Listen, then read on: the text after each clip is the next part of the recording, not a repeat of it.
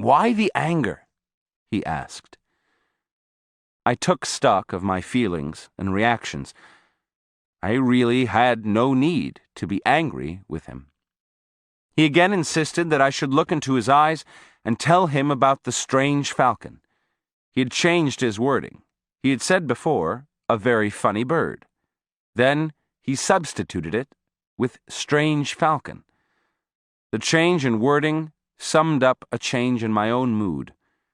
I had suddenly become sad. He squinted his eyes until there were two slits and said in an overdramatic voice that he was seeing a very strange falcon. He repeated his statement 3 times as if he were actually seeing it there in front of him. "Don't you remember it?" he asked. I didn't remember anything of the sort. "What's strange about the falcon?" I asked. "You must tell me that," he replied. I insisted that I had no way of knowing what he was referring to, therefore I couldn't tell him anything. "Don't fight me," he said. "Fight your sluggishness, and remember." I seriously struggled for a moment to figure him out. It didn't occur to me that I could just as well have tried to remember. "There was a time when you saw a lot of birds," he said, as though cueing me. I told him that when I was a child I had lived on a farm and had hunted hundreds of birds. He said that if that was the case I shouldn't have any difficulty remembering all the funny birds I had hunted.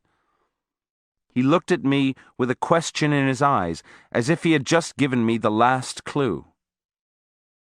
"I've hunted so many birds," I said, "that I can't remember anything about them." "This bird is special," he replied, almost in a whisper. "This bird is a falcon." I became involved again in figuring out what he was driving at. Was he teasing me? Was he serious? After a long interval, he urged me again to remember. I felt that it was useless for me to try to end his play. The only other thing I could do was to join him. "Are you talking about a falcon that I have hunted?" I asked. "Yes," he whispered with his eyes closed. "So this happened when I was a boy?" "Yes." "But you said you're seeing a falcon in front of you now." "I am." "What are you trying to do to me?" "I'm trying to make you remember." "What, for heaven's sakes?" "A falcon swift as light," he said, looking at me in the eyes. I felt my heart had stopped. "Now look at me," he said. But I didn't. I heard his voice as a faint sound. Some stupendous recollection had taken me wholly. The white falcon. It all began with my grandfather's explosion of anger upon taking account of his young leghorn chickens. They had been disappearing in a steady and disconcerting manner. He personally organized and carried out a meticulous vigil, and after days of steady watching, we finally saw a big white bird flying away with a young leghorn chicken in its claws. The bird was fast and apparently knew its route.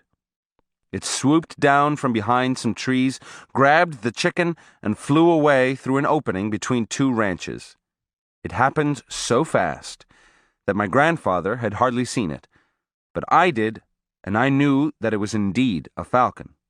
My grandfather said that if that was the case, it had to be an albino.